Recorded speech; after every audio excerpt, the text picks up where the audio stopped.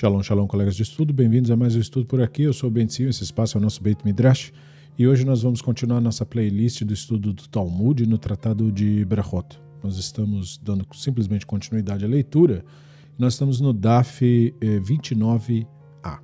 Então é para esse Daf que nós vamos nos voltar hoje. Então, um ritual padrão, se você não é inscrito, se inscreva. Se você deseja continuar apoiando o nosso trabalho, você pode deixar um like, você pode se tornar apoiador do nosso trabalho pelo Apoia-se ou pelo Vaquinha, ou você pode se tornar membro do canal aqui pelo YouTube mesmo. Toda Rabá e Tzedekul Mitzvah aos nossos apoiadores. Beleza? Então vamos direto para a nossa página. Nós estamos no Tratado de Brachot, Daf 29a. E, como de costume, nós lemos um pouquinho do que falamos no Daf anterior, tanto quanto no final nós leremos um pouquinho do que vem no próximo. Então, o último parágrafo do anterior foi Leshana Heret Shechacha. Então, o contexto disso está elucidado. Então, a Gemara estava contando para nós que aquela situação do Shmuel HaKatan, que estava sendo líder de reza e acabou esquecendo de fazer a brachá dos minim. E aí, para quem quiser saber mais sobre brachá dos minim, recomenda-se o Daf anterior. E aí ele serviu como líder de reza e ele esqueceu essa bênção específica. E aí examinaram na tentativa de se lembrar da bênção por 2-3 horas e não o afastaram de servir como líder da reza, como foi sugerido no Daf anterior.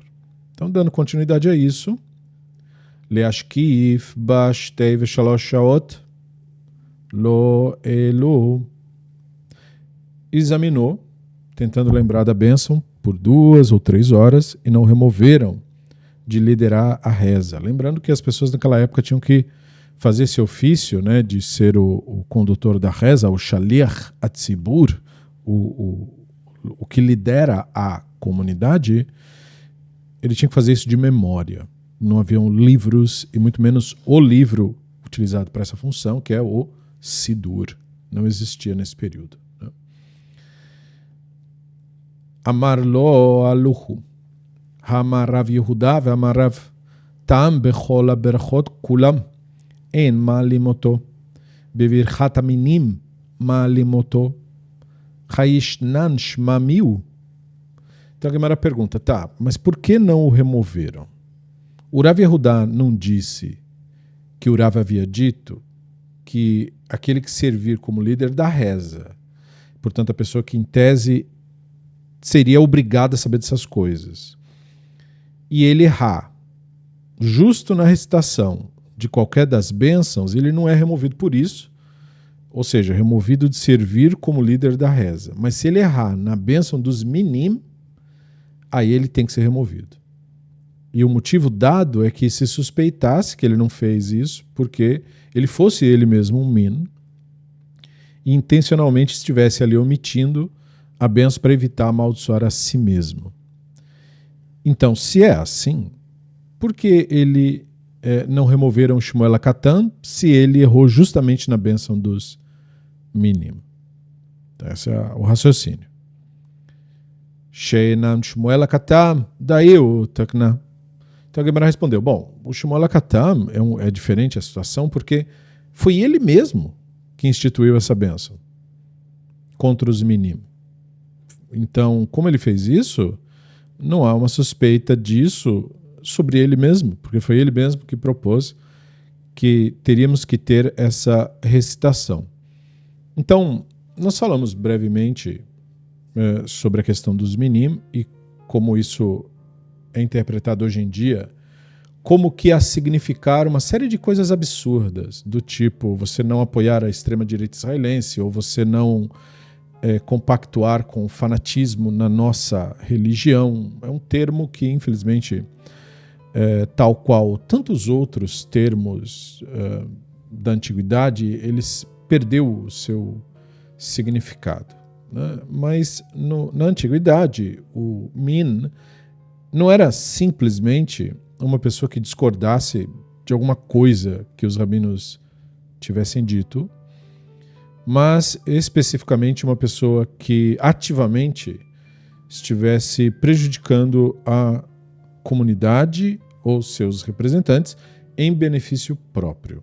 No caso, o caso clássico que nós demos foi do informante, né? O cara que ia lá com autoridades romanas e dizia o que estava acontecendo na comunidade e dessa forma causava prisões e às vezes até execuções de membros da comunidade, e Shmuel HaKatan teria testemunhado tantos casos assim que ele então instituiu esta reza, né, a bênção dos Minin, que é uma forma de, inclusive, como você não sabe quem é a pessoa, né, você está informando que está ciente de que isso está acontecendo, certo? Para criar alguma forma de intimidação, alguma forma de desencorajar esse tipo de postura.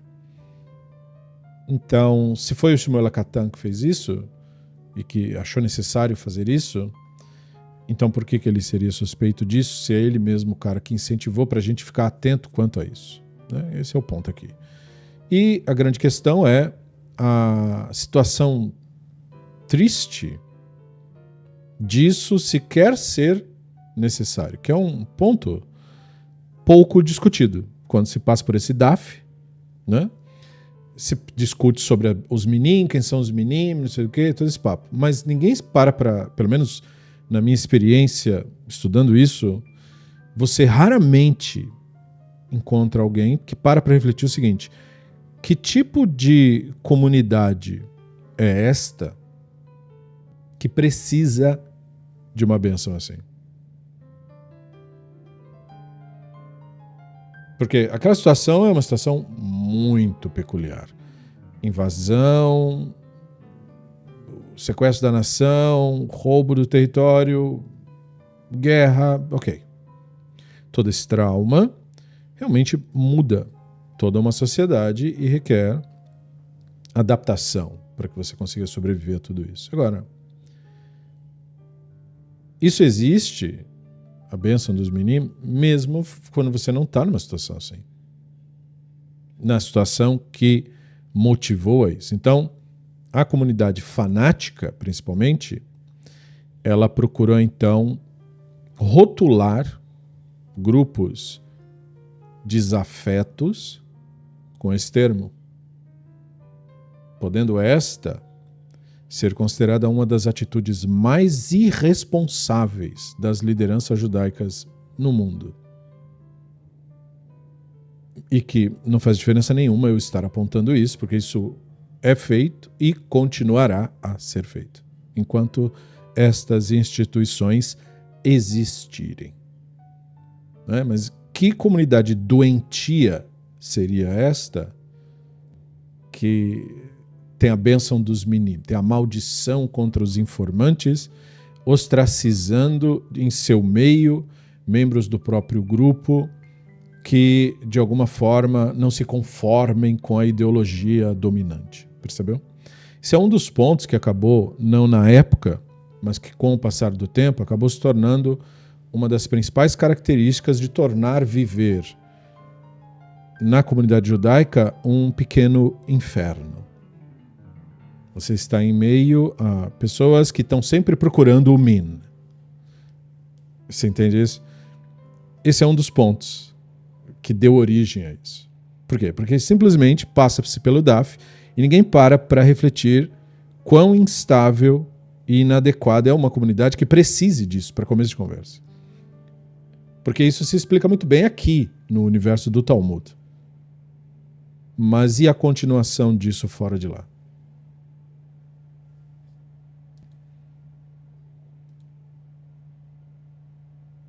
E aí, não há suspeita sobre o Shmuel HaKatan.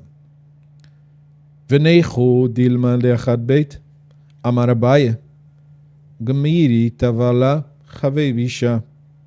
Então a Gemara continua, olha, suspeitemos que talvez ele tenha reconsiderado, então, e embora fosse justo, tenha mudado de ideia. Aí o Abaye disse, não, mas espera aí, nós aprendemos, através de uma tradição, que nós devemos considerar que uma pessoa boa não se torna má. Isso abre um leque para toda uma discussão que veremos. Mas é interessante isso. Novamente, o Talmud, ele está, para quem lê como nós estamos fazendo devagar, né? Ele está mostrando que tipo de obra é. Veja, ocorreu um problema que indica um problema maior. O problema é um determinado rito não foi feito de determinada maneira. Rito este que foi criado para justamente servir, em alguma medida, de salvaguarda da comunidade. Se isso aconteceu, temos um problema. Porque, em tese, a pessoa que foi o veículo disso ter acontecido tem que ser removido da posição que estava. Mas a pessoa em questão é a própria pessoa que instituiu isso. Aplicamos a regra, consideramos ele uma pessoa suspeita, mesmo que tenha sido ele o cara que criou isso, porque pode ser que ele tenha mudado de opinião e se voltado contra a comunidade? Aí o Abai falou, não, nós não podemos ter esse tipo de atitude, porque nós havíamos sido expostos ao ensino que constituiu a nossa comunidade. E o ensino ao qual fomos expostos diz para nós que uma pessoa boa não se torna magicamente uma pessoa má. Não é assim que as coisas funcionam. Ou não é assim que as coisas funcionariam. Então ele está dizendo, com base nessa tradição, mesmo que não se possa saber tudo, essa tradição nos indicaria que o nosso comportamento é, se uma pessoa tem uma conduta justa e aí surge alguma coisa que está desabonando essa pessoa, a gente não considera num primeiro momento. Porque isso não é assim que funciona. Não é assim. A pessoa que tem uma boa conduta, ela tem uma boa conduta. Ela pode cometer equívocos, mas ela tem uma boa conduta, ela é uma pessoa boa. Ela não vai deixar de ser magicamente. Tanto quanto uma pessoa perversa pode ser uma pessoa dissimulada e falsa, tentando fingir não ser.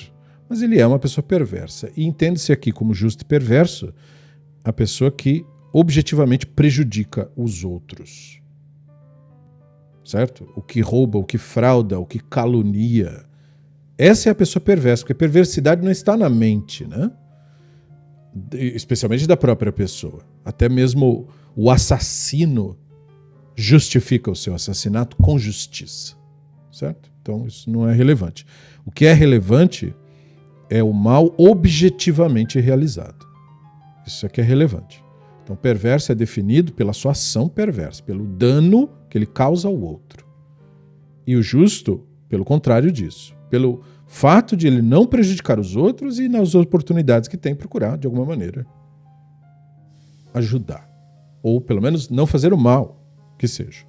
Então, a pessoa boa não se torna má. Então, como que a gente vai, do nada, e sem maiores comprovações, achar que a pessoa boa virou má por isso, certo? Então, essa é a discussão que se inicia.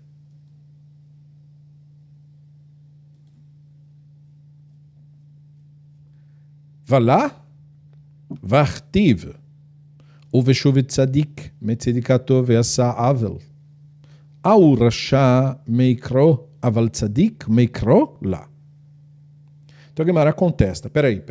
Como é que é? Tem uma tradição que fala que a pessoa boa não fica má? Seria mesmo verdade que uma pessoa boa não se torna má? Mas não está explicitamente escrito lá no Yehezkel, e quando o justo se desvia de sua justiça e pratica o mal? E aí o resto do texto fala, como todas as abominações que o perverso faz, viverá ele? Todos os seus atos de justiça que fez não serão lembrados, por causa da infidelidade que cometeu e do erro que cometeu, por causa deles, morrerá. Então, esse verso não levaria a pensar que então, sim, nós devemos desconfiar e desconsiderar porque o justo se desvia e pratica o mal. É isso? Abaye respondeu, esse verso aí se refere a um indivíduo justo que inicialmente era mau. E ele se arrependeu não de fazer o bem, ele se arrependeu de ser justo, ele cansou disso de alguma forma, até porque não dá lucro, e aí ele acabou retornando aos seus caminhos maus depois.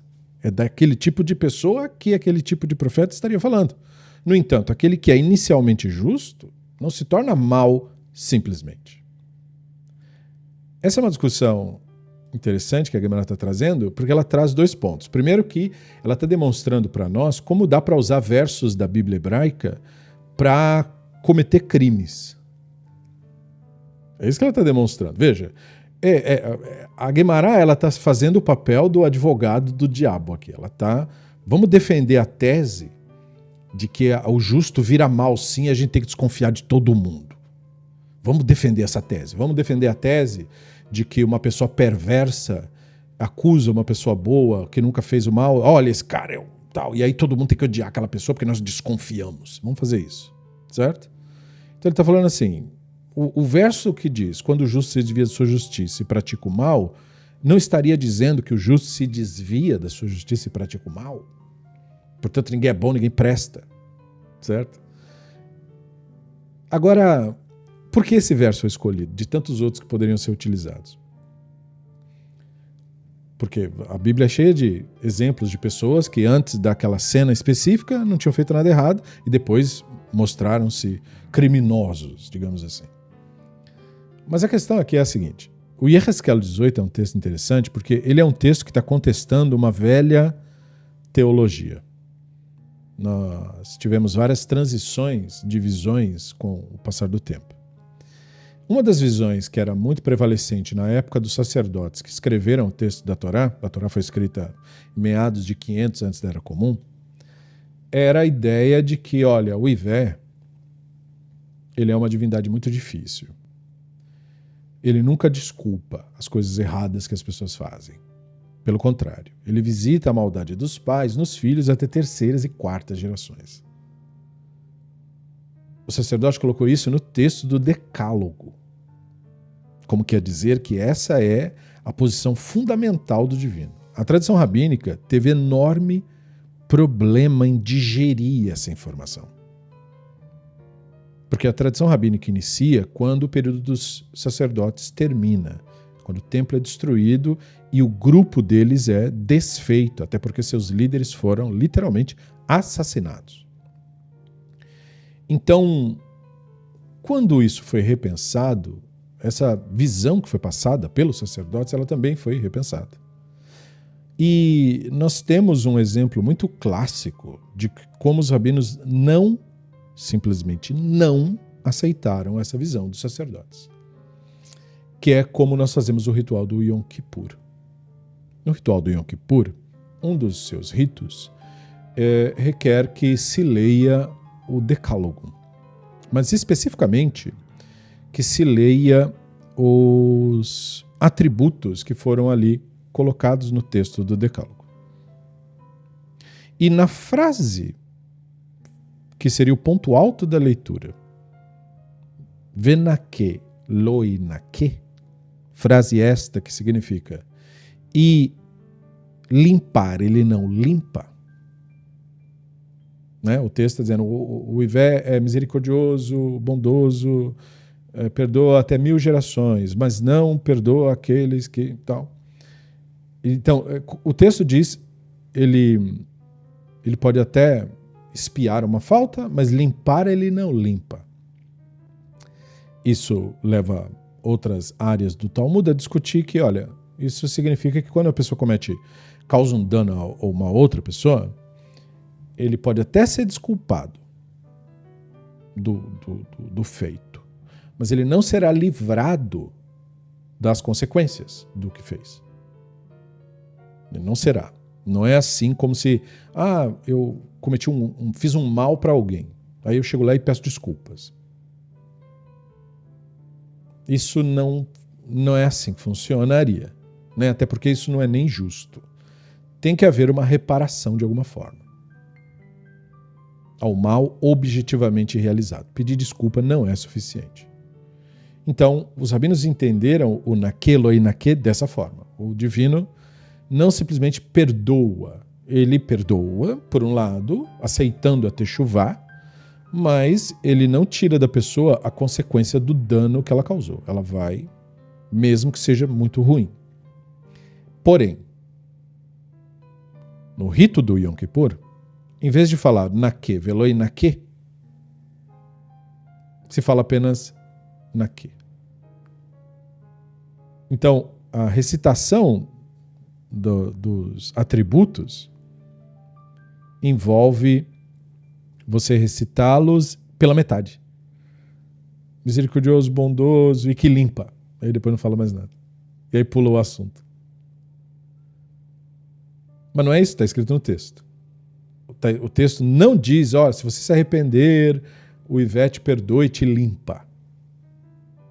Pelo contrário, o texto está dizendo o contrário disso. O texto está dizendo limpar, ele não limpa. Então, esse texto do Yehezkel está contradizendo aquilo. Aquele texto, elaborado pelo sacerdote, está dizendo que o Ivé não perdoa totalmente, e esse texto está dizendo que não, ele perdoa sim, porque cada pessoa não é, se não responsabilizada especificamente pelo que ela faz. De tal modo que o justo se desvia de sua justiça e pratica o mal, não será lembrado da sua justiça. Então veja, do que ele está falando? Ele está falando de você fazer o mal para uma outra pessoa. É isso. Por quê? Porque o período dos sacerdotes foi o período em que assassinato é proibido, exceto se você for sacerdote. É mais ou menos o que a extrema-direita faz hoje. Certo? Todos os crimes que eles acusam seus adversários de cometer, eles cometem. É curioso. Mas quando eles cometem, aí é uma falha. Quando o outro comete, aí é um crime. Então não é a mesma régua que é usada para medir todo mundo. E o Yehezkel está falando, não. Esse é o justo que ele está ali, ironizando. A figura do sacerdote. Toda sua justiça não será lembrada. Ou seja, ele oficia no templo, ele reza, ele fez um canto bonito aquela última vez. Ele cometeu um crime, né? Então sua justiça não será lembrada. Não vai impedir ele. A gente não vai acobertar o crime. Seria isso? O dano foi feito, efetivamente. Agora, o Abaye falou, e mais especificamente, essa pessoa que a gente está falando aqui, que é o justo, era uma pessoa, na verdade, que praticava crimes e aí ela tinha feito techuvá. Por isso foi dito ali, ele se desvia da sua justiça e pratica o mal. Então esse justo era uma pessoa que antes era criminosa mesmo e parou, e tinha parado. Mas aí ele voltou. Então aí sua tentativa de retorno foi invalidada porque ele parou. Agora ele falou, agora uma pessoa que não comete crimes, que não era criminosa, essa pessoa não vai simplesmente, nós não vamos aceitar que do nada ela magicamente virou uma pessoa má. Não é assim que funciona. Percebeu? É muito curioso o fato de eles quererem olhar para isso de mais de perto. Porque, veja, a discussão sobre um rito feito de uma maneira adequada ou inadequada se transformou numa discussão sobre ética, comportamento e a maneira como a gente lida com as pessoas nas mais diferentes comunidades. Velá, v'chatanan, al ta'amin ba'atzmecha ad yon mutcha, shachari Yochanan HaKohen Gadol, שימש בכהונה גדולה 80 שנה, לבסוף נעשה צדוקי. Então a Gemara contesta esse argumento, ainda fazendo o papel, né, e dizendo, olha só, seria mesmo verdade que uma pessoa boa não se torna má? Mas a gente não aprendeu numa Mishnah, você não pode estar seguro de si até o dia da sua morte. E por que não? Bom, porque Yohanan, o sumo sacerdote, foi uma pessoa que serviu no sumo sacerdócio por 80 anos. E no final ele virou um tzedoki. Ou seja, ele foi para a facção, né, que era a facção que a gente pode até colocar, porque como ela era uma facção pró-Roma e contra os locais, era uma facção do que seria o equivalente à direita daquela época, né? Era contra os revoltosos que estavam querendo lutar contra os invasores. E ele virou um tzedoki, portanto começou a sancionar crimes contra a comunidade, assassinato, certo? Então até mesmo quem ele quer excepcional injustiça, de acordo com o que se refere a isso de maneira coloquial. Como se pensa de um sacerdote que pode se tornar um min? Então veja, aqui nós tivemos o exemplo do min. O exemplo do min é o tzedoki. Tzedoki é o min. Veja, essa facção dos sacerdotes da época dos Hashmonaim, que reivindicavam para si o ser de puro sangue, né? Infelizmente a ideologia do tzedoki continua existindo no judaísmo até hoje. Por isso que você tem tanta gente dizendo que é da raça judaica, o judeu verdadeiro, do sangue judeu, né?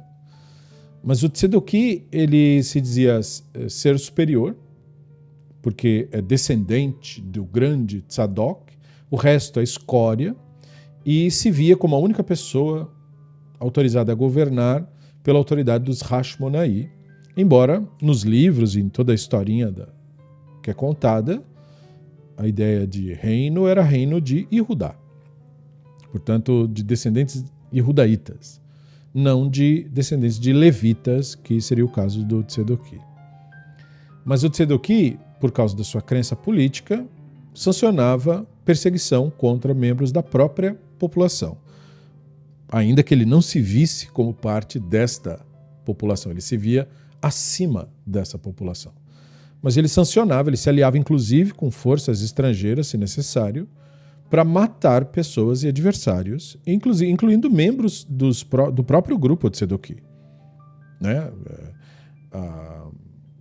O conflito Hashmonaí foi marcado por irmãos sacerdotes mandando matar ou matando um ao outro pelo sacerdócio. É um sacerdócio manchado de sangue, é um sacerdócio imundo, né? O sacerdócio do período dos Hashmonaí é um sacerdócio criminoso, imundo, de acordo com a nossa perspectiva. Então os rabinos falaram, olha, se um cara como ele, vendo todos os crimes cometidos, ainda assim virou um tzedoki depois de velho, né? Então, assim, uma pessoa que nunca cometeu crime contra o outro, não poderia, no final, vir a cometer e virar um min, como a gente vai falar que isso não poderia acontecer, né? O texto fala para não ser seguro de si. Amar Abaye, o Anai, o Yohanan, Rava Amar, Anai lechud ve Yohanan lechud. Anai, Rasha meikaro, ve Yohanan, Tzadik meikaro, ve Nichala Abaye, ela lerava kashia. Então Abaye respondeu, olha, tá, quando você pega esses exemplos de sacerdote, vamos separar a situação. Estamos falando de Yanai e estamos falando de Yohanan. Então veja, desde o início, toda a dinastia dos Hashmonaim tinha essa atitude positiva em relação ao Tzedokim e não havia distinção entre Yohanan e Hircanos e Alexander e Anai. Yohanan, o sumo sacerdote, tinha inclinações Tzedokim desde o começo. O que significa dizer que ele pelo poder ele mata quem estiver na frente. O Rava falou, o caso de Anai é distinto, portanto, e o caso do Yohanan também. Não dá para generalizar baseado nisso. E Anai era mau, ou seja, disposto a matar pelo poder, entenda-se, né? Desde o princípio, e Yohanan era justo desde o princípio, ou seja, não estava disposto a matar pelo poder. Se assim for, funciona bem de acordo com a opinião do Abaye. No entanto, de acordo com a opinião de Rava, aí fica difícil de entender. Como Yohanan, que era justo, poderia ter mudado e virado mal. Certo? Se ele não era desde o começo. Se ele não era uma pessoa disposta a matar pelo poder. Então veja como os rabinos lidam, né? Porque como eu falei no começo, a palavra min é ainda utilizada em termos, hoje em dia, cristianizados. Né? O herege, o que não fala aquilo que a gente gosta, ou que não se fantasia de preto, ou que não defende extrema-direita. Mas como você está vendo no texto, eu espero, né? O Min era visto como Tzeduki, como uma pessoa que objetivamente fazia mal para as pessoas mesmo. Mal não é metafórico, é mandar matar e tudo isso. Certo? Porque quando a gente fala do perverso e do mal aqui no Talmud, nós estamos falando de pessoas criminosas mesmo. Entende? O mal não é... a pessoa tem outra opinião de religião. E daí? Um monte de gente tinha. Você pega as opiniões religiosas do Rabino Akiva e do Rabino Ishmael, é outro universo, outra religião, completamente. Certo? E é claro, você ainda pode acrescentar, no caso do Rabino Akiva, que suas atitudes fanáticas causaram a morte de várias pessoas. Tipo, ele apoiar o falso Messias, o Bar Kokhba, por exemplo. Né? Que levou a guerra civil, conflito, retaliação de Roma e assassinato de um sem número de seres humanos que perderam suas vidas sob tortura, sem absolutamente nenhuma necessidade, tudo por causa da loucura do Akiva.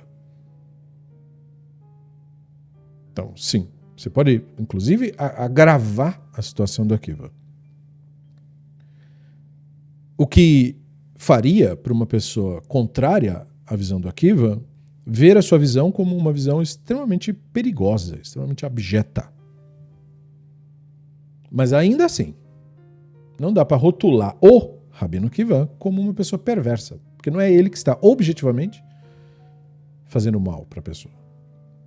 É que do que ele pensava e como ele refletia, o resultado foi nefasto. Mas os rabinos, apesar de tudo isso e de reconhecer tudo isso, não misturavam as coisas. Porque muitas vezes você não sabe totalmente, por qualquer motivo, as consequências totais das ações que você toma com as suas melhores intenções. Elas podem resultar em problemas horrorosos que você não previu. O que bem pode ter sido o caso do Rabino Akiva, que mostra uma característica bastante iluminada, em certa medida, na interpretação dos textos antigos, mas uma pessoa completamente alienada sobre como a realidade da sua época realmente funcionava. Sobre isso, Rabino Akiva era uma pessoa completamente inútil, alienado, sem a menor noção do problema político dentro do qual ele mesmo estava. Some a isso que ele era seguido por uma legião de pessoas, não tão numerosa quanto o Talmud diz em sua homenagem, mas um certo número de pessoas que também era tão alienada e ignorante quanto ele da realidade política em torno da qual ele estava. Porque nenhuma pessoa em sã consciência provocaria um conflito ou incentivaria uma guerra civil perdida como a que ele se meteu a fazer. Ninguém lúcido faz isso. Você faz isso ou por estupidez ou por ignorância. Num terceiro caso, por maldade. Mas não é o caso aqui do Rabino Akiva. A gente não atribui a ele maldade. A gente atribui a ele alienação.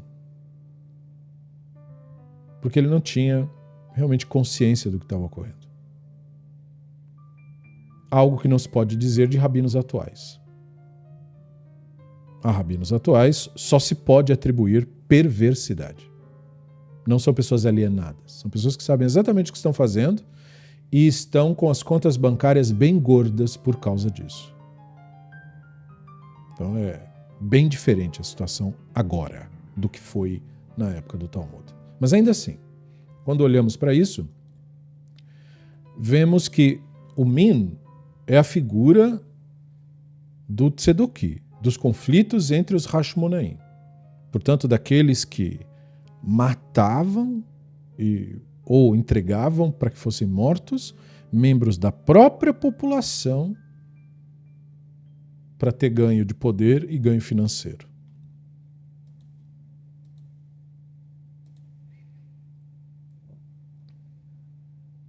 Amar Lecharava, Tzadik meikaro namei dilma ad arbaye. Echi, amai la askuhu. A Gemara responde, o Rava poderia ter dito a você o seguinte, há também espaço para a preocupação de que alguém que é justo desde o início talvez reconsidere e se torne mal, como foi o caso do sumo sacerdote Yohanan. Se assim for, a pergunta original é difícil, porque eles não removeram, no caso do Shmuel HaKatan, de servir como líder da reza, se este era o princípio vigente, porque o caso dele foi diferente. Shanei Shmuel HaKatan deat chailba, demar Rav Yehuda amar Rav, vaiteima Rabbi Yehoshua ben Levi, lo shanu, ela shelo itchil ba, aval itchil ba gomra. Então a Gemara responde, olha, o caso do Shmuel HaKatan é diferente desses todos refletidos, pois ele começou a restar a bênção dos meninos, enquanto a restava ficou confuso e esqueceu o final da bênção. Porque era tudo feito de memória. Consequentemente, ele não se tornou suspeito, porque foi só um lapso. De fato, o Rav Yehudá disse que o Rav, e alguns disseram que teria sido o Rabino Yehoshua ben Levi, quem teria dito o seguinte, eles apenas ensinaram que aquele que errasse ao recitar a bênção dos meninos teria que ser removido. No caso em que ele não começasse a recitá-la. Mas já se ele começou a recitar, não permitimos que ele se recomponha e termine. Então permitimos que ele se recomponha e termine a recitação. Então veja a situação que a Guimará criou, que é claramente uma situação em que a Guimará está desculpando o Shmuel HaKatan. Porque de acordo com a discussão tida até aqui, nós temos precedentes. A comunidade daquela época teria precedentes para ser rigorosa nesses casos. Se uma pessoa dá sinais, quaisquer que sejam, de ser um min, de ser um apoiador dos tzedukim, de ser alguém que mandaria matar um membro da comunidade em troca de dinheiro e poder, qualquer mínima suspeita dessa pessoa estar presente entre nós, a gente tira essa pessoa daqui. Ou pelo menos a gente não o coloca como alguém que lidera a comunidade. Pelo menos isso. E aí ele falou, mas no caso dele a gente escolhe fazer a seguinte leitura. Ele se confundiu. Isso é um princípio talmúdico, não mais existente hoje em dia, não é mais praticado hoje em dia, mas é um princípio talmúdico de que você sempre julga a pessoa positivamente. A pessoa tem uma trajetória boa. Surge uma calúnia ou uma difamação. Você não considera. Por quê? Porque não interessa. Ah, mas tem caso, eu sei. Mas a sua obrigação é ver a coisa de forma positiva. Por quê? Porque você não sabe nada. Não é você que sabe nada. Então, se você não sabe nada, ele não fez a bênção do menino. Por quê? Porque ele é um min? Não, porque ele se confundiu. Até que eu tenha comprovação de que ele é um min, ele se confundiu. Isso é um princípio que ecoa pelo Talmud inteiro, mas que aqui é refletido nessa escolha de leitura da situação. Hanei Sheva Deshavta Keneged Mi Amar Rabbi Chalafta ben Shaul Keneged Shiva'a Kolot Sheamar David Alamayim.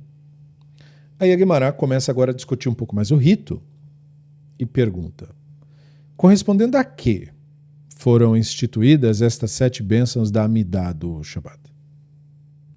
E a resposta é, o Rabino Halafta ben Shaul disse que foi instituído correspondendo a 7 vozes que David mencionou sobre as águas.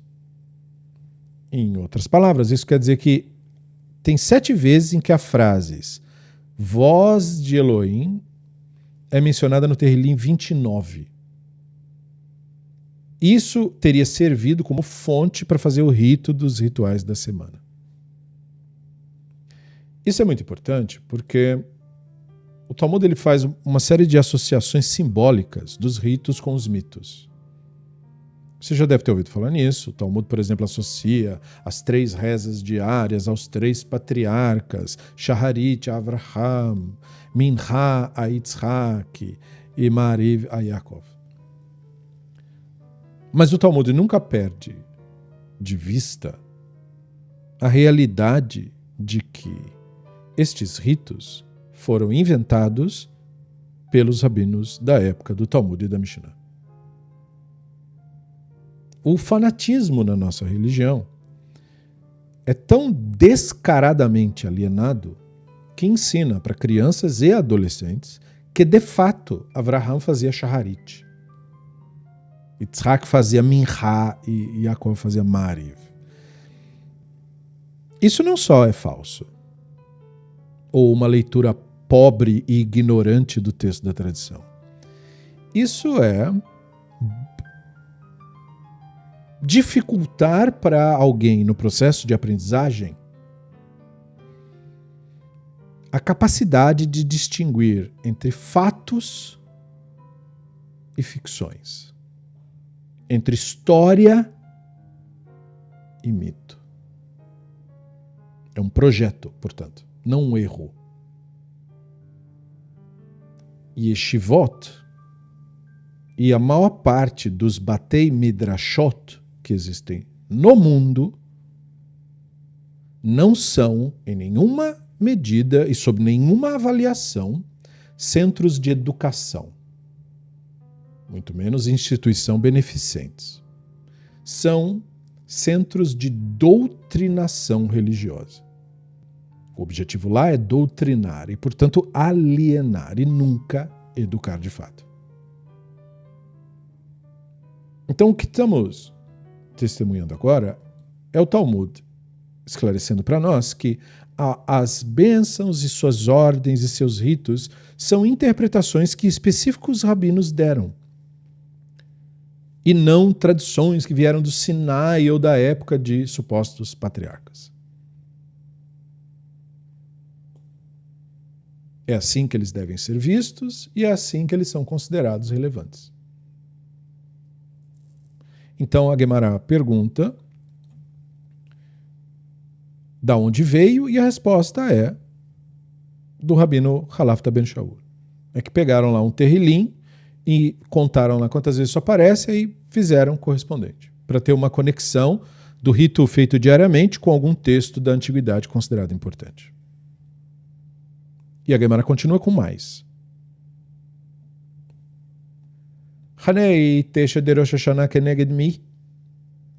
Amar Rabbi Yitzchak demin kartignin keneged tisha askarot she'amra Chana betfilata. De Amar Barosh Hashanah nifkeda Sarah Rachel v'Chana. Então a Gemara pergunta, e correspondendo a que foram instituídas essas 9 bênçãos que nós fazemos na reza adicional de Rosh Hashanah? E o Rabino Yitzhak de Kartignin, ele falou, olha, isso aí corresponde às 9 bênçãos do nome de Elohim que Haná falou na reza dela, lá no texto do Shmuel Aleph 2. E a conexão entre a reza da Haná e Rosh Hashanah é baseada no que o mestre tinha ensinado. Porque ele falou, em Rosh Hashanah, Sarah, Rachel e Haná foram lembradas. Então é um momento auspicioso ou interessante para a gente criar um rito em torno disso, porque foi interpretado que aquela cena de Rachel e a cena de Sarah e também a cena de Haná, todas essas cenas teriam ocorrido numa mesma época do ano. Se sabe disso? Não, não se sabe disso, obviamente. Isso daí é como é tradicionalmente visto. Para se criar em Rosh Hashanah o que se pretendia criar. A ideia de que a época traz uma janela. Isso tem muito que ver com aquela visão antiga, já explicada aqui em outros momentos, de que os antigos eles tinham uma visão cíclica do mundo. Eles não entendiam a realidade como nós, através dos instrumentos e métodos da ciência. Então eles estavam sob a influência da ideia de que existem muitos ciclos nas esferas, e esses ciclos e o giro das esferas guiam os acontecimentos. Isso leva naturalmente a se pensar que tal qual tem uma época adequada para plantar azeitona, uma época adequada para plantar romã, uma época adequada para plantar arroz, uma época adequada para tal coisa na natureza, de acordo com a estação do ano, então há uma época adequada para os ritos. Quais seriam essas épocas? E aí você vê aqui, nessa decisão de que Rosh Hashanah é uma época auspiciosa para os deuses, uma forte influência babilônica. Porque caso você tenha perdido de vista, o ano novo da Bíblia hebraica não é Tishrei, Rosh Hashanah. O ano novo da Bíblia hebraica é Nissan, é na época do Pesach. Mas aqui, a ênfase que a tradição rabínica dá é para Tishrei, não Pesach, não Nissan, é Rosh Hashanah. Tanto que recebe Rosh Hashanah. De onde vem essa influência de que Tishrei é importante? Da Babilônia, diretamente da Babilônia. Os festivais feitos na Babilônia, nessa época do ano, eram festivais de ascender e ter acesso aos deuses. E os rabinos são herdeiros culturais diretos dessa influência. Não só pelo idioma que estão falando, mas por toda a sua visão cultural. Então eles introduzem aqui uma nova visão de calendário que não correspondia, em nenhuma medida, à maneira como os antigos israelitas ou antigos yehudaítas faziam. Nenhum antigo israelita jamais comemorou Rosh Hashanah. Nenhum yehudaíta. E você não vê escrito isso na Bíblia hebraica em absolutamente lugar algum. E para bem da verdade, nem mesmo Pesach em Nissan. Tanto que existem momentos na Bíblia hebraica onde o período não é chamado Pesach, mas Katsir. Certo? Porque é um período que não é relacionado às festas que os rabinos criaram depois. Então, é importante que você saiba dessa transição cultural, para que você compreenda que os ritos que os rabinos criaram são de sua autoria.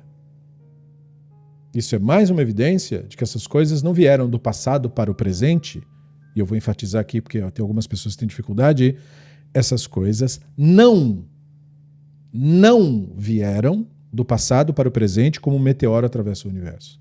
A Torá não veio do passado para o presente como um meteoro atravessando o universo. Não foi assim. Não aconteceu desse modo, porque nada na cultura humana ocorre desse modo. A Torá é fruto da cultura desenvolvida, então ela foi modificada desde a sua própria criação em meados de 500 antes da Era Comum. Ela continuou a ser modificada. E no período rabínico está sendo drasticamente, novamente, modificada. E esta é a expressão máxima da cultura chamada cultura yehudaíta, ou cultura judaica. Essa capacidade de reeditar e ressignificar as velhas tradições, como se vê neste caso, onde Rosh Hashanah ganha uma importância para além do que teria significado na antiguidade. Já que Hannah, aquela personagem de Shmuel que foi ao templo pedir por um filho, ela nunca ouviu falar de Rosh Hashanah nenhum. Ela nunca ouviu falar disso. Porque ela fazia Pesach, Shavuot e Sukkot, que eram as festas em voga no período do templo. Ela nunca ouviu falar de Hanukkah e ela nunca ouviu falar de nenhuma invenção. E o Yom Kippur é o Yom Kippur do templo. E quando o texto da Bíblia hebraica fala que começou o ano, fala que foi em Nissan. Este mês será para vós o princípio dos meses, está escrito lá em Shemot 12:2. Então veja, e o que é isso? Isso é a mão dos rabinos recriando e ressignificando tradições de outrora.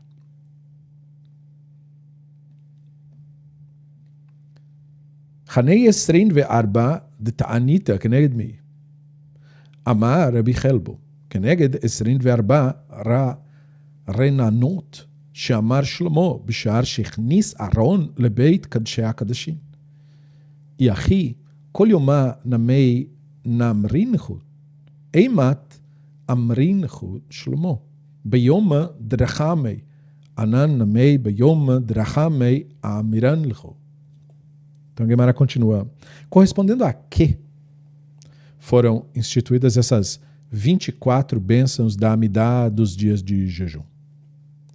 O Rabino Helubo falou, olha, correspondem aos 24 cânticos que o Shlomo disse quando trouxe a arca para o Kodesh HaKodashim durante a dedicação do templo. Porque naquele texto, Melachim Aleph 8, tem 24 expressões de cântico e reza e súplicas que foram feito um pick and choose, literalmente ali, e aí foi feito isso.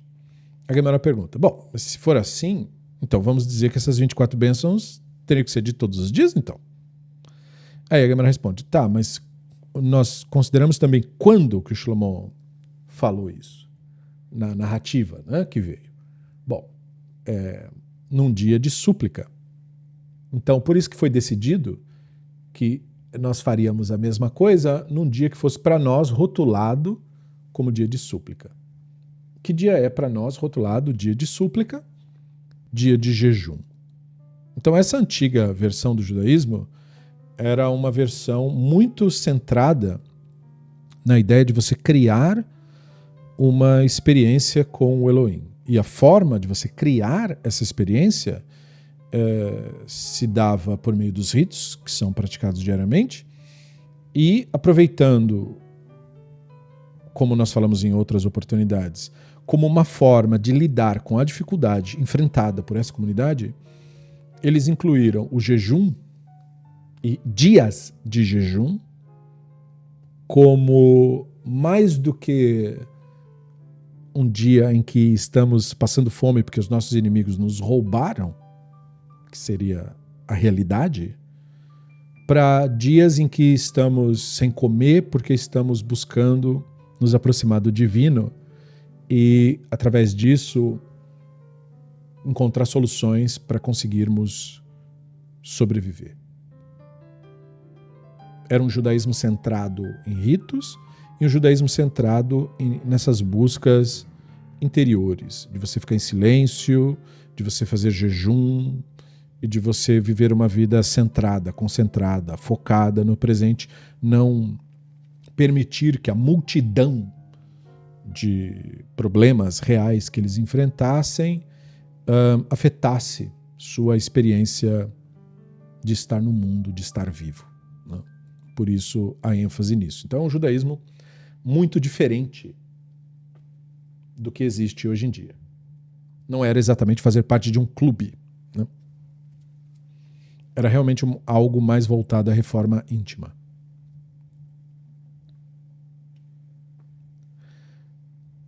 Rabbi Yehoshua Omer, מאין 18? מאין 18? רב אמר, מאין כל ברכה וברכה? ושמואל אמר, אביננו השם אלוהינו לדעת דרכך, ומול את לבבנו ליראתך, ותסלח לנו להיות גאולים, ורחקנו מאחיובנו, ודשננו מביות ארצך. ונפוצותינו מארבע תקבץ, ועטועים על דעתך ישפטו, ועל הרשעים תניף ידיך, וישמחו צדיקים בבניין ידיך, ובתיקון היכליך. ובצמיחת קרן לדוד עבדיך, באווירת נר לבן ישי משיחך, תרן נקרא אתה תענה, ברוך אתה Adonai shomea tefilá. Então nós aprendemos na Mishnah, chegando até aqui, que o Rabino Yehoshua diz que cada dia se recita uma versão abreviada da reza de 18 bênçãos, já que não tem como memorizar isso se você não tem livro e tem que facilitar a vida das pessoas. A Guimarães então pergunta, qual é a versão abreviada da reza de 18 bênçãos? E aí tem diferentes opiniões. Rav disse, recita-se uma versão abreviada de cada uma das bênçãos. Shmuel disse, não, uma versão abreviada da reza das 18 bênçãos se refere a uma bênção composta especificamente para ser recitada no lugar das 13 bênçãos do meio. Ela contém referências a cada uma. E uma fórmula seria a seguinte, conceda-nos entendimento, Hashem, nosso Elohim, para conhecer seus caminhos. Sensibilize nossos corações para que possamos te reverenciar e nos perdoe para que possamos ser redimidos e nos mantenha longe do nosso sofrimento e nos desfaça com os pastos de sua terra. Reúna nosso povo desperto dos 4 cantos da terra e aqueles que se desviam sejam julgados de acordo com a sua vontade e levante sua mão contra os perversos e que o justo se alegre na reconstrução de sua cidade, na restauração do seu santuário e no florescimento do seu servo Davi e no estabelecimento de uma luz para o seu Mashiach, filho de Ishai, antes de chamarmos que tu respondas. Bendito sejas tu, Adonai, que escuta a reza. É muito importante agora focarmos nisso, porque isso aqui é o resumo, como foi proposto por Shmuel, das 18 bênçãos da Amidah. Ou seja, nessa pequena reza, você tem todo o tema dela. Né? Você fala assim, sobre o que judeus rezam diariamente. Esse aqui. Esse é o resumo. Então, reza número 1, dá entendimento. Veja, só isso já contradiz o judaísmo atual, que é um movimento de promoção do fanatismo e, portanto, da crença. É um movimento que tem aversão ao conhecimento. Né? Então, é o contrário, o que se fazia naquela época. Nos conceda entendimento. Para quê? Para conhecer os teus caminhos, ou seja, para saber como é que isso funciona, isso o divino. Como que isso funciona na natureza? Como é que eu vejo o divino na natureza? É isso. Sensibilize nossos corações para te reverenciar, ou seja, a sensibilidade aqui é aquela de você mostrar o temor ao divino, que foi explicado já no Pirkei Avot e várias outras oportunidades por aqui, que diz respeito a você justamente temer fazer o mal para os outros. É isso que é temer o Elohim. Né? Nos perdoe para que possamos ser redimidos, ou seja, que você não tem meios de se aproximar disso, a menos que isso te aproxime. Então, por isso nos perdoe para que possamos ser redimidos. Não tem subterfúgio, não tem truque, não tem nada. Você tem que lidar com isso diretamente. Nos mantenha longe do nosso sofrimento, ou seja, o sofrimento que é causado pela nossa própria mente, né? Nos satisfaça com os pastos da tua terra, reúna os dispersos, ou seja, isso daqui é uma memória direta das pessoas que viram a tomada da terra por Roma, as 3 guerras judaicas e a perda do território como um todo. Então é claro que as pessoas que vieram dessa geração, o que desejam? Desejam que aquilo seja desfeito de alguma forma. Mas como é que vão fazer isso? Vão montar uma milícia e tentar matar as pessoas? Não. Não. Vão simplesmente nutrir isso e esperar que condições favoreçam isso. Certo?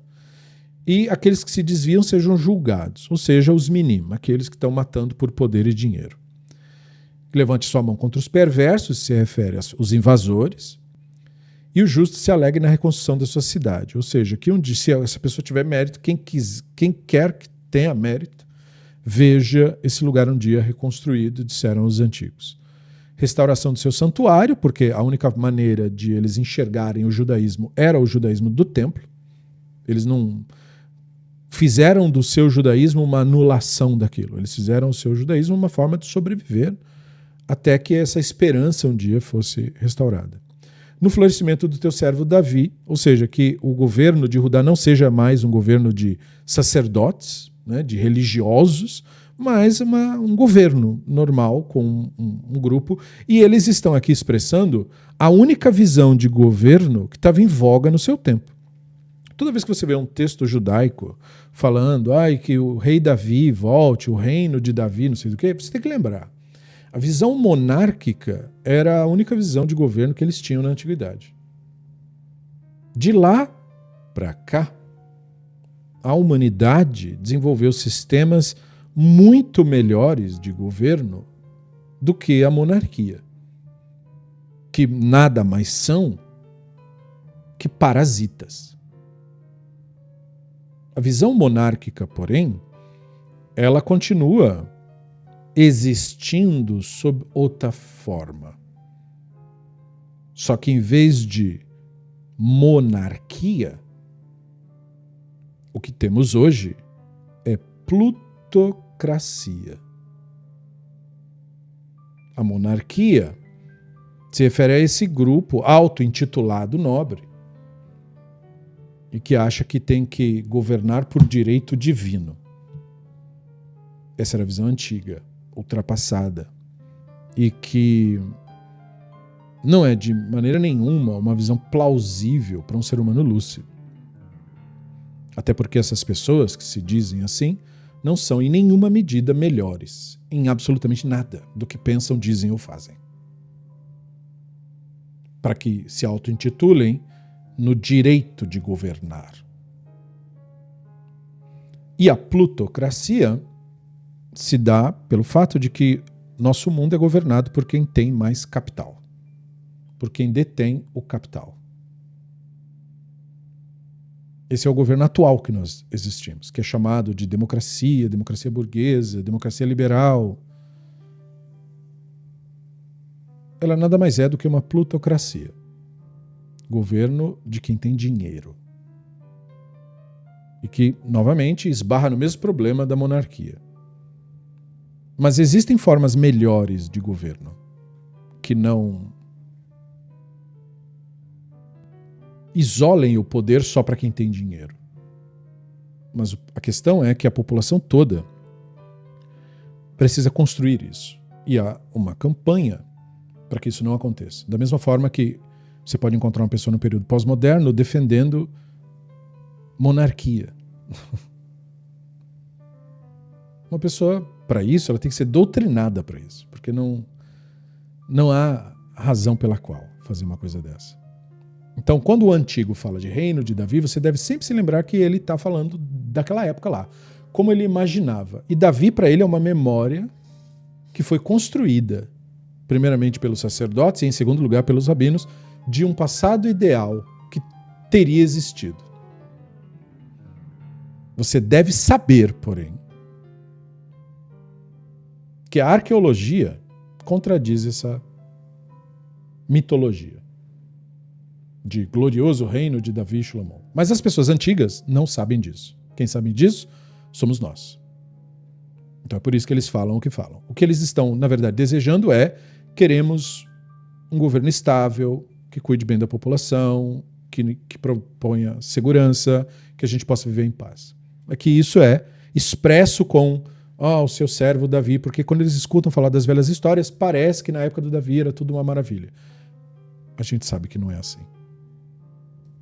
Mas só para você entender. Ele está trabalhando aqui com reza, ou seja, aquilo que canaliza em alguma medida os desejos e anseios da população. Então, florescimento do teu servo Davi, ou seja, que surja uma forma da gente se organizar politicamente que não seja tão daninha como essas últimas todas dos séculos anteriores que a gente tem experimentado. Estabelecimento da luz para o seu Machia, filho de Ishai. Então a ideia note que filho de Ishai, o Davi era filho de Ishai, né? Então o Machia, filho de Ishai, é uma alusão à própria ideia de quando a ideia de Machia começou, né? O enviado, o nosso representante, a pessoa que vai, através do seu intelecto, da sua capacidade, do seu carisma, colocar a ordem nisso tudo. Isso era uma visão muito antiga, entende?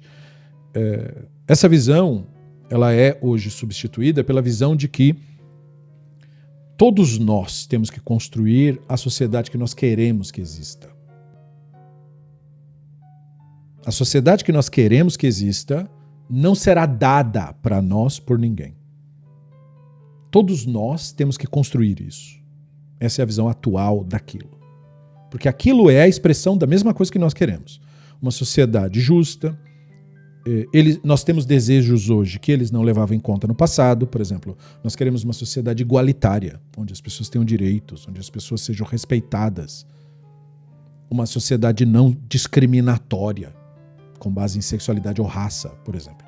São valores que nós temos. Eles não tinham. Esses valores não era nenhuma questão para eles. Mas o que eles estão expressando, veja, são desejos políticos de uma sociedade segura, onde eu possa existir sem correr o risco de ser assassinado na rua só porque eu sou judeu ou qualquer outra coisa assim. Esse é o ponto que ele quer expressar aqui. Por isso, Mashiach, Davi, esse papo. Tá? Antes de chamarmos, que tu responda. E que isso ocorra brevemente, o mais breve possível. Bendito sejas tu que escuta a reza. Então, isso é um resumo do que se deseja. Claro que nos meandros dessa menção de Davi, Mashiach e restaura a nossa terra e reconstrói nosso templo, é aí que a extrema-direita entra para aplicar sua política fascista e genocida. É aí que ela entra. O risco está dado. Mas veja, esse risco não foi criado pelos antigos. Esse risco surgiu depois. Ele foi elaborado depois. Os antigos queriam simplesmente viver em paz. Viver com segurança num determinado território. E se todos os seres humanos organizados num determinado lugar, tem que ter alguma forma de organização social de grande massa, ou seja, governo, que esse governo seja um governo de pessoas que se assemelhem ao que os nossos mitos falam de Davi. Porque quando você vê a história de Davi, as guerras e toda a loucura de Davi, você não entende muito por que Davi é tão aclamado. Davi não é aclamado com base na sua história, até porque de história mesmo nós temos quase nada de Davi. Davi é aclamado por causa do mito construído em cima dele. E o mito de Davi que se destaca na memória dos rabinos é a ideia de que tivemos um grande líder que cuidava de pessoas pobres, que protegia a nação contra forças invasoras e os espólios e aquilo que a nação conseguia era dividido de modo que na época de Davi as pessoas não tinham fome, as pessoas conseguiam se resolver, as pessoas... Seria isso. Ou seja, uma espécie de ideia primitiva de segurança social. Viver num determinado território onde você não tenha nenhum risco de passar fome, nem nada disso.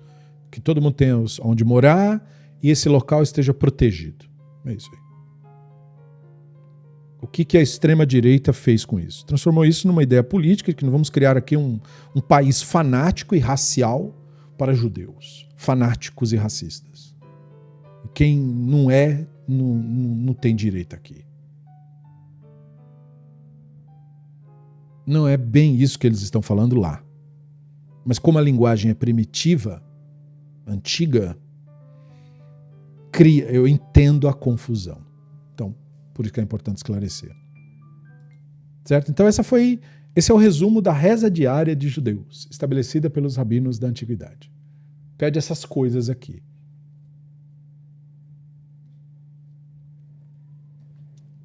Veleit ala Abaye aman dimtsalei avinenu.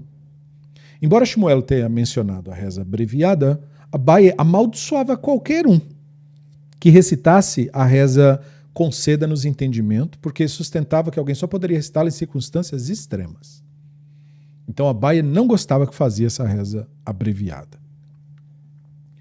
Amar Rav Nachman amar Shmuel כל השנה כולה מתפלל אדן אביננו, חוץ ממוצאי שבת, ממוצאי ימים טובים, מפני שצריך לומר הבדלה בכונן הדעת.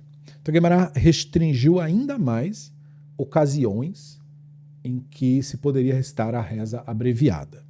O Rav Nachman falou que o Shmuel havia dito que pode-se recitar essa reza abreviada, cujo apelido é conceda-nos entendimento, durante o ano todo, exceto reza da noite do final de Shabat, que é o rito de Havdalah, final de festival, e porque se deve recitar a reza da distinção, que é a própria reza de Havdalah, na bênção que é a chamada bênção resumida, que graciosamente concede entendimento. Então, como uma vai interromper a outra, aí não poderia fazer nesses casos. Matkif la Rabba bar Shmuel, ונאמרה ברכה רביעית מפני עצמה. מילת נן רבי עקיבא אמר, אומרה ברכה רביעית מפני עצמה, רבי אליעזר אמר, בהודעה. Rabba bar Shmuel se opunha a essa visão e falava assim, depois de recitar as 3 bênçãos iniciais, ou seja, Avdalá como uma 4ª bênção, depois recitamos a reza conceda-nos entendimento. Isso é possível. Não aprendemos em uma Mishnah que o Rabino Akiva disse, ele diz Avdalá como uma 4ª bênção independente? O Rabino Eliezer diz, ele diz Avdalá na bênção de agradecimento. Atu kol hashana kula mi avdinan krabi Akiva de ashtanamei na'aveid? Kol shana kula ma yitamala avdinan krabi Akiva tamnei srei tkun de shasrei lá takun achanamei shevatakun namnei lá takun. Então a Gemara responde, bom, praticamos de acordo com a opinião do Rabino Akiva durante todo o ano em relação a esse assunto, que também praticaremos dessa forma agora. Durante todo o ano, qual seria a razão pela qual não praticamos de acordo com a opinião do Rabino Akiva? Porque eles instituíram 18 bênçãos, não instituíram 19. Aqui também. Eles instituíram 7 bênçãos, não instituíram 8. Portanto, a possibilidade de recitar Avdalá como uma 4ª bênção, independentemente, seria rejeitada.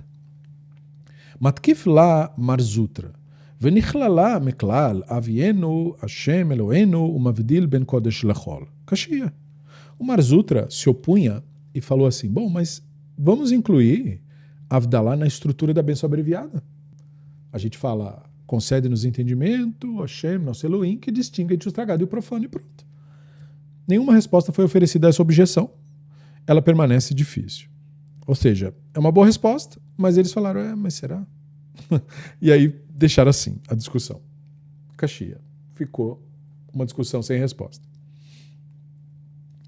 Amar Rav Bibi bar Abaye, Kol hashana kula mitpalel adan avieni, chutz mimot hagishamim, mipnei shetzarich lomar she'ela bebirkat hashanim, umatkif la marzutra, ונכללה מכלל, ודשנני בנאות ארצך, ותן טל מטר.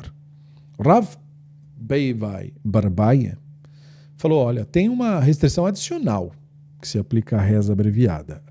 Pode-se recitar conceda-nos entendimento, que é a reza abreviada, durante o ano todo, exceto durante a estação chuvosa, considerando, é claro, Israel. Porque deve-se recitar o pedido de chuva na bênção dos anos. Mas Zutra se opunha fortemente a isso. E falava, incluamos o pedido de chuva na estrutura. Vamos falar, que nos satisfaz com os passos da sua terra e conceda orvalho e chuva. Pronto. E aí a Gemara, depois dessas 2 propostas de fusão de uma bênção na mesma, Atei leatrodei Yehi Avdalá Bechonenada Nameiatei Leitrodei. A Gemara responde, bom, isso é inviável, porque ele se confundirá ao introduzir o novo elemento, a fórmula padrão da bênção. Então agora a Gemara mostrou, ela está preocupada com o quê? Ela está preocupada que a gente estabeleça um número fixo de bênçãos para que a pessoa que faz o rito decore isso de uma maneira fácil e que ela não se confunda. Já nos dissemos no começo que se a pessoa se confundir, ele pode até perder o cargo que ele está. Então a gente tem que criar situações que a pessoa não se confunda. E isso que está sendo proposto é problemático porque a pessoa se confundirá. A Gemara pergunta, se assim for, ao introduzir Avdalá na estrutura da bênção abreviada na seção que alude, que graciosamente concede entendimento, ele também vai se confundir. Né? Então, por que não teve uma forte objeção lá e está tendo aqui? Amrei atam keivar da atia betchilat etzaluta, la matrid, acha keivan de atia beemtza etzaluta, matrid. A Gemara responde, eles disseram que esses casos são diferentes. Lá, em relação a Avdalá, como a introdução do novo elemento vem no início, ele não vai se confundir, porque vem no início, ele já fala o diferente logo no começo. Aqui, o pedido de chuva vem no meio, e daí você começou a fazer, vai chegar no meio, você vai esquecer e não vai fazer. Então ele pode se confundir. Esse é o ponto. O ponto é que eles estão levando em conta como que era mais fácil ou menos fácil o método de memorização da antiguidade.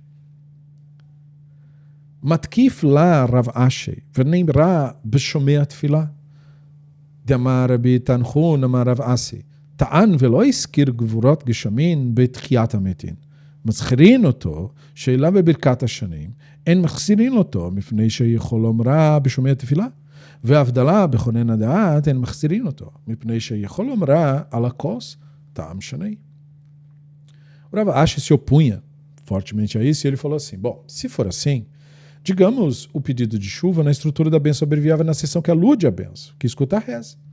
Como o Rabino Tanhun diz que o Rav Ashi tinha dito, aquele que errou e não mencionou o poder das chuvas, a frase, o poder das chuvas, na bênção sobre o ressurgir dos mortos, nós exigimos que ele retorne ao início da reza e faça a reza de novo.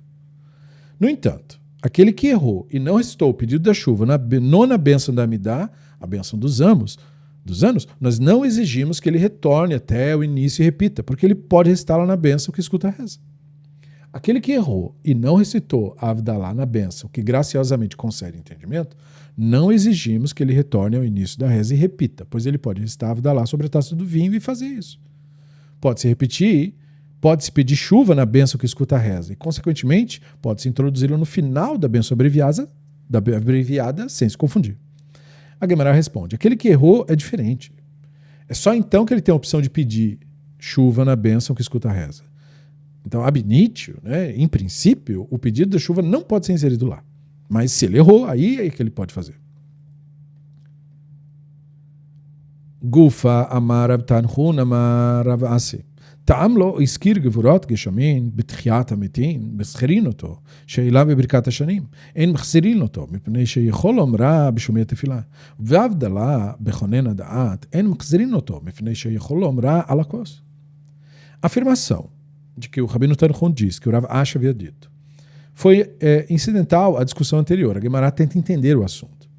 O Rabino Tanhun diz que o Rav Ashi disse, aquele que errou e não mencionou a frase, o poder das chuvas, na bênção sobre o ressurgimento dos mortos, exigimos que ele retorne ao início da reza e repita.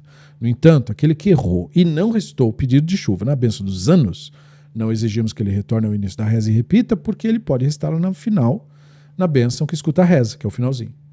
Aquele que errou e não recitou a Avdalá na bênção, que graciosamente concede conhecimento, não exigimos que ele retorne ao início, porque ele pode recitar a Avdalá sobre a taça de vinho e dar no mesmo. E só lembrando daquilo que nós falamos, né? Por que a bênção da chuva e a bênção do surgimento dos mortos estão ligadas? Nós explicamos em outros vídeos por aqui no canal que o conceito do ressurgimento dos mortos que os antigos tinham não tem nenhuma relação com essa ideia cristianizada que o judaísmo atual detém. A ideia atual é, olha, o seu fantasminha vai ficar guardado numa gavetinha no Gan Eden, aí no juízo final os corpos serão unidos com os fantasmas, serão julgados, e aí uma parte vai ser o carneirinho que ele quer e outra parte é os bichos que ele não quer, ele vai torturar. Ou vai destruir, whatever. Essa fantasia, que é ridícula, mas infelizmente ela serve como uma praga para manipular jovens e adolescentes, mesmo no judaísmo, que é claro que boa parte dos judeus adultos não acredita nessa estupidez, mas nós não nos preocupamos, evidentemente, com gente adulta e crescida. Nós estamos falando de jovens e adolescentes que são expostos a essa doutrinação e que faz um mal enorme para eles. É disso que estamos falando, é isso que nos preocupa. A ideia de ressurgimento dos mortos não tem nenhuma relação com nenhuma visão cristã. Ela tem que ver com a visão de mundo dos antigos, que viu o mundo como um grande ciclo de eventos que ocorreria de acordo com o giro das esferas.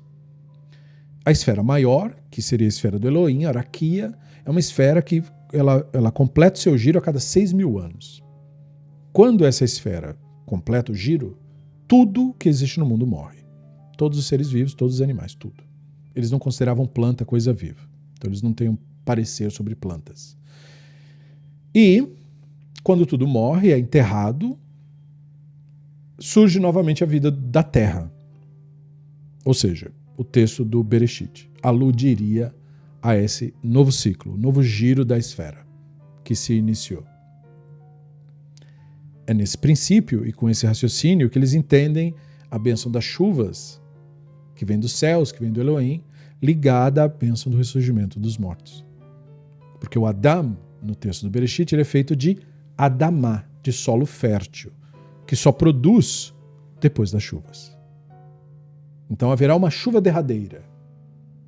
Por isso o texto do Bereshit, a terra não chovia, porque o Elohim não tinha chovido sobre a terra. E depois desse texto é que vem o texto e o Hashem, Elohim fez o Adam da Adamá. Por isso que o Adam tem esse nome. Adam vem de Adamá, do solo fértil. Então veja, é depois das chuvas. Por isso a bênção das chuvas tem que ver com a bênção do ressurgimento dos mortos, mas não cena do The Walking Dead, e sim Bereshit tudo de novo na mitologia antiga.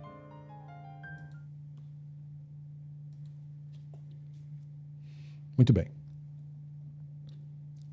Meitiv איתן ולא הזכיר גבורות גשמים בתחיית המתים ומחזירים אותו שאלה בברכת השנים מחזירים אותו והבדלה בכונן הדעת אין מחזירים אותו מפני שיכול אמרה על הכוס.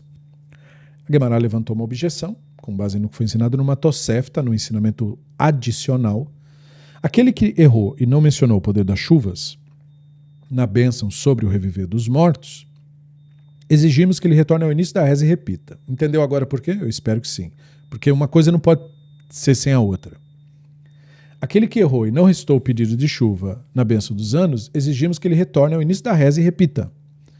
No entanto, aquele que errou e não recitou a Avdalá na bênção que graciosamente concede conhecimento, não exigimos que ele retorne ao início da reza e repita, pois ele pode recitar a Avdalá sobre a taça de vinho. A Tosefta contradiz a declaração do Rabino Tanhun em relação a quem errou e não recitou o pedido de chuva na bênção dos anos. Lakashia, Babichid, Abatzibur. A Gemara responde, tá, mas essa dificuldade não é uma dificuldade, porque este caso, que a gente quer que a pessoa volte e repita tudo, é uma situação em que ele está rezando individualmente.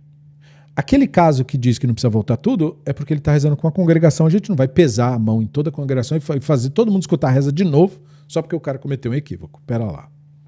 Então, isso era o judaísmo quando ele era mais preocupado no bem da comunidade. Batzibur ma'etamala mishon deshma mishmi atzibur. יחי מפני שיכול לאומרה בשומע התפילה, מפני ששומע מתחיל הציבור, מבא אליה. E aí, Gemara levanta uma dificuldade nisso. Ao rezar como parte de uma congregação, qual a razão para ele não precisar retornar ao início da reza e repetir? Porque ele pode cumprir sua obrigação quando ouve o líder da reza comunitária repetir a Amidá. Se assim for, a formulação do Rabino Tanhun é imprecisa. Aquilo que ele disse que não precisa retornar ao início da reza e repetir, por que pode recitá-la na bênção que escuta a reza? Deveria ser porque ele ouve o líder da reza comunitária. Isso prova que a tentativa de rejeitar o desafio da Tosefta do Rabino Tanhun estava incorreta. Ela idi veidi beichid velakashia chadeidchar koden shomei atfilah. Então, tanto esta declaração do Rabino Tanhun quanto aquela declaração da Tosefta referem-se a alguém que reza individualmente, então. E, no entanto, mesmo assim, a situação não é difícil. Este caso, em que não exigimos que ele retorne ao início da reza e repita, se refere ao caso em que ele lembra do erro, e aí, antes de chegar à bênção que escuta a reza, e aí, nesse caso, como ele lembrou, ele pode voltar. Então, é só ele sinalizar que ele lembrou e não tem problema nenhum. E aí, o assunto continua no próximo daf, Este caso, onde solicitamos que ele volte ao início da reza e repita, refere-se a uma situação em que ele relembra o erro após alcançar. Ele ouve a reza, nesse caso a opção de pedir a chuva naquela bênção não existe mais. Aí sim ele tem que retornar ao início da reza. Então hoje nós demos mais um passo no nosso daf do Talmud. Eu espero que você tenha apreciado, se você gosta de estudo do Talmud e da tradição judaica clássica. De qualquer forma, se você chegou até aqui, muito obrigado pela sua atenção. Não esqueça de deixar o like, se inscreva se não for inscrito. Nos apoie se você puder. Nós dependemos disso para existir. Os meios para isso é através do link do Apoia-se, através do Vaquinha ou pelo botão Torne-se Membro. Eu te agradeço mais uma vez pela atenção e nos vemos no próximo vídeo por aqui. Toda Rabá, Leitrot.